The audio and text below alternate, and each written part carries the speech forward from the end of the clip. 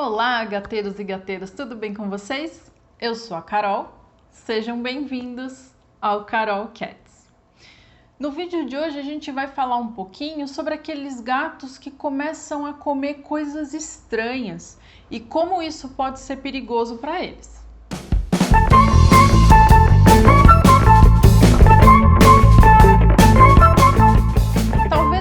Seja um tutor que teve um gatinho que passou por essa situação ou ainda passa, talvez você conheça alguém que te contou isso, né? Que o gatinho começa a lamber, de repente se interessar por coisas esquisitas que não tem nada a ver com alimentação.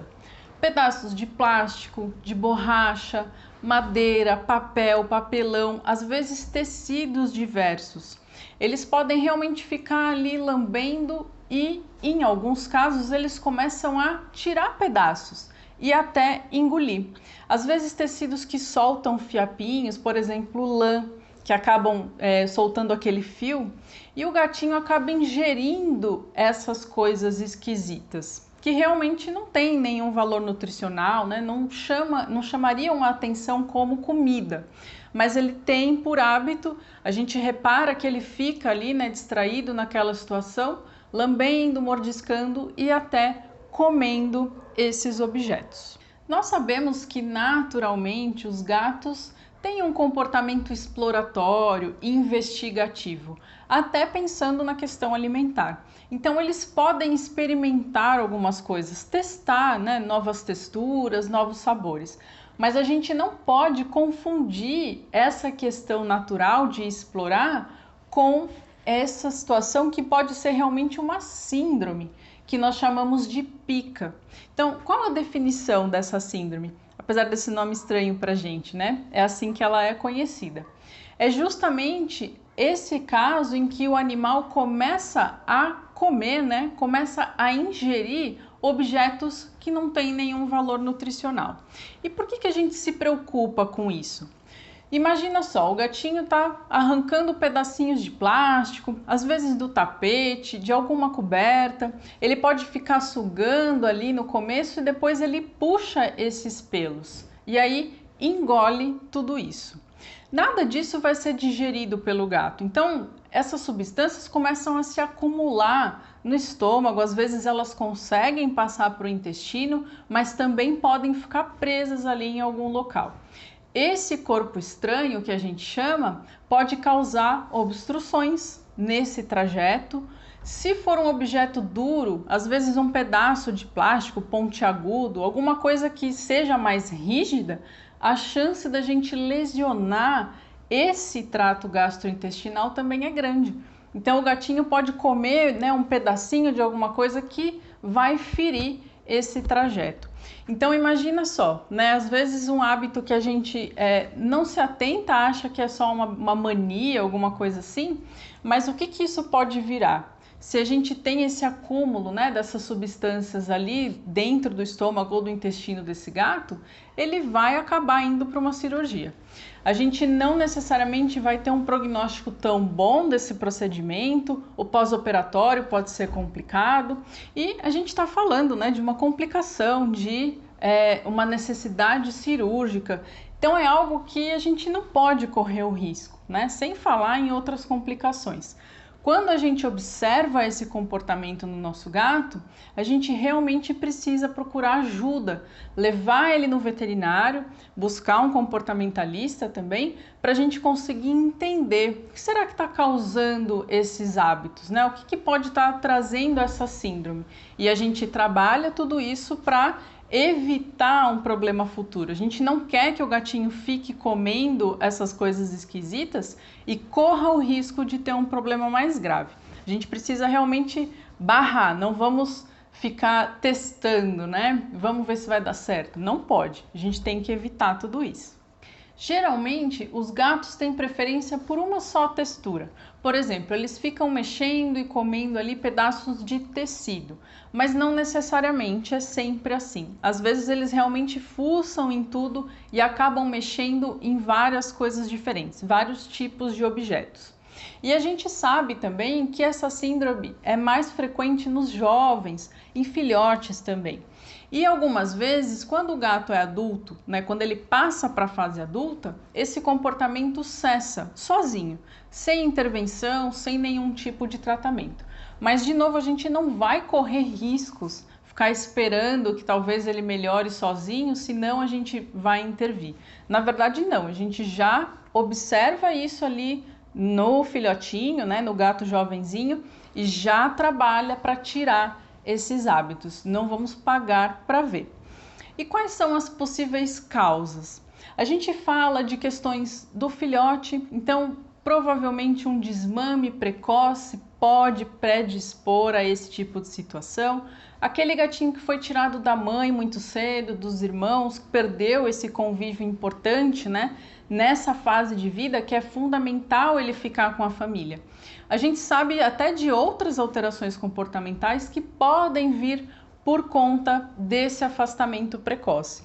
E para a pica é a mesma coisa, né? A gente pode ter sim isso como uma das causas de base. A pouca manipulação desse gatinho quando filhote também é uma possibilidade. Fora isso, a gente pensa na dieta. Então, será que esse gatinho está se alimentando de forma adequada, com um balanceamento adequado?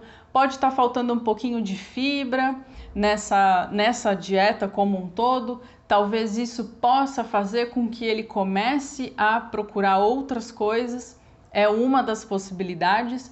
Sempre lembrando que a gente provavelmente vai ter uma somatória aí de fatores, né? Como a gente fala de indivíduos, então as coisas vão se somar. A gente não necessariamente vai ter um único fator levando à síndrome.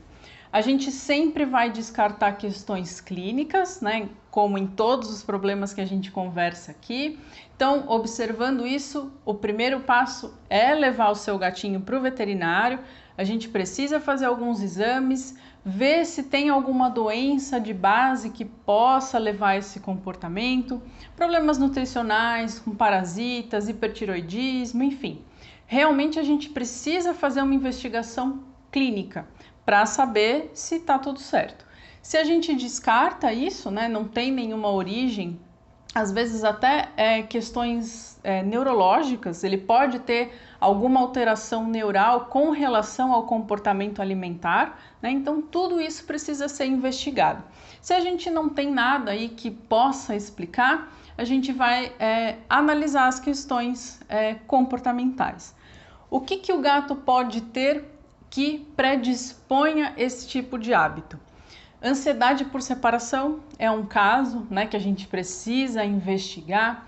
Muitas vezes questões relacionadas ao próprio ambiente. De novo, como a gente sempre conversa por uma série de problemas, o enriquecimento ambiental desse gato. Qual é a rotina dele? O que ele faz no dia a dia? Será que ele está entediado? A gente precisa estimular esse gatinho, brincar com ele, ter horários de alimentação, fazer desafios alimentares. Então aquele gatinho, né, que realmente fica ali de saco cheio, sem ter o que fazer, a comida está sempre disponível ali no potinho, ele não precisa se esforçar para achar a comida, né, ou para se alimentar. Isso pode predispor o gato a fazer outras coisas, a ter comportamentos deslocados, vamos dizer assim. Então, quando a gente desafia esse gato, quando você esconde comida, petiscos, até os próprios grãozinhos de ração, né? Você faz com que ele exercite a mente, ele tem que procurar. Não que você vai oferecer toda a alimentação do gato dessa forma, não precisa ser assim. Você vai ter a rotina, os horários da refeição dele, ou talvez no seu caso você tenha que deixar a ração disponível, tudo bem. Ele vai ter ali aquela quantidade contada de ração, de preferência você desconta um pouquinho, cerca de 10%, para oferecer o restante em sachê, em petiscos, e aí você faz essas brincadeiras, faz essas interações e esses desafios. A gente tem brinquedos que você compra nos pet shops para esconder tanto o petisco seco quanto o próprio sachê. Você pode improvisar em casa também, congelar algumas, ou patezinho, né, como se fosse um sorvete. Nem todos os gatos gostam desses petiscos gelados, mas alguns se interessam, vão ficar ali entretidos lambendo essa pedrinha de gelo até conseguir pegar o petisco. Todas essas dicas, né, todos esses exercícios que você pode fazer, todo esse enriquecimento, tira o seu gato justamente dessa questão do tédio, de não ter o que fazer. Quando eles gastam mais energia, né, quando eles se sentem mais estimulados, isso ajuda a não desviar, né, a atenção, por exemplo, nesse caso da síndrome. Então, a gente vai ter que acrescentar tudo isso. Se já não faz parte da rotina, do dia a dia do seu gatinho, a gente precisa colocar tudo isso no ambiente de vocês, dentro aí do dia a dia de vocês, para a gente estimular esse gato, tá? Isso é extremamente importante. E essa falta de enriquecimento, então aquele gato que não é estimulado a explorar, não brinca, ou seja, ele não caça, né? As brincadeiras deles são treinos de caça, isso é importante. Não fazer tudo isso pode também ser uma causa dessa síndrome em que eles começam a comer coisas que são esquisitas. E como é que a gente vai resolver esse problema? Como eu já falei para vocês, né, durante o vídeo, a gente precisa de uma investigação do veterinário para entender ao certo o que está acontecendo, quais são, como eu falei, às vezes várias causas que podem estar levando esse gatinho a ter essa alteração comportamental. Então, o que a gente encontrar, a gente vai ter que consertar, vamos dizer assim. Talvez ele precise de um tratamento clínico, enfim. Quando esse comportamento se torna compulsivo, às vezes a gente também precisa entrar com algumas medicações, mesmo ele não tendo nenhuma causa clínica, mas o comportamentalista pode medicar no início até a gente conseguir acertar as coisas, deixar esse gato numa rotina melhor e aí depois a gente vai desmamando essa medicação. Mas às vezes de início a gente realmente precisa medicar. Então o primeiro passo é procurar o atendimento, né? Observou esse tipo de hábito, já leva no veterinário. Não puna o seu gato, não adianta brigar com ele. Lembra que ele não está fazendo isso por birra, porque ele quer chamar sua atenção, alguma coisa nesse sentido, né? Ah, é frescura. Nada disso. Ele tem alguma motivação muito forte para estar realizando esse tipo de comportamento. Então não adianta brigar, né? Não adianta borrifar água, assustar, gritar, jogar o gato para o outro lado. Não vai resolver. Às vezes a gente acentua esses quadros, porque ele fica estressado, ele fica mais amedrontado, fica mais ansioso e eu posso piorar tudo isso. Então, não brigue. Como é que você vai manejar, né, essa situação até você ir ao médico, realizar os exames e ter aí um diagnóstico de forma definitiva? Tira do acesso do gato aquilo que ele não pode mexer. Aí você vai falar, Carol, mas ele fica mordendo, arrancando pedaço da minha coberta, tá frio, eu tenho que me cobrir para dormir. Coloca um lençol por cima desse cobertor, mas tira essa coberta do acesso do seu gatinho. Se é o tapete, você tira o tapete, papel, plástico, papelão, enfim. Aquilo que ele fica mexendo e a gente não pode correr o risco dele ingerir, você tira. Pensa que é uma situação mais emergencial, até a gente conseguir começar a tratar esse gato e ver resultado. Então, para não correr os riscos, para não ter um problema mais grave, tira tudo de perto, tudo que você puder. Às vezes, utilizar alguns odores que repelem um pouco o gato também pode ajudar. Não vai ajudar em 100% dos casos, mas é também uma tentativa. Usar odores cítricos, às vezes algum óleo essencial, às vezes vai desencorajar o seu gatinho a mexer ali onde ele fica, né, tirando pedaço e mordendo. Você pode tentar, né? Pode ser que te auxilie. Colocar plantas comestíveis também é uma dica interessante. Até quando a gente fala do gato comer as plantas, muita gente pergunta pra gente, né? Ah, ele come a minha florzinha e ela nunca fica bonita, o que eu faço?